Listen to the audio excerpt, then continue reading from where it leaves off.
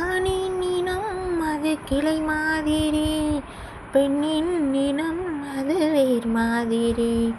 கிளை பேசினால் அதை ஊர் கேட்குமே, வேர் பேசினால் அதை யார் கேட்பது?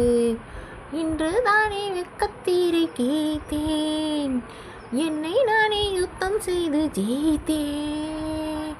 விதை தாண்டி வந்த இலைகள் விதைக்குள் மீண்டும் போகாது, சுற்றம் மீறி வந்த காதல் சுட்டால் கூட வேகாது.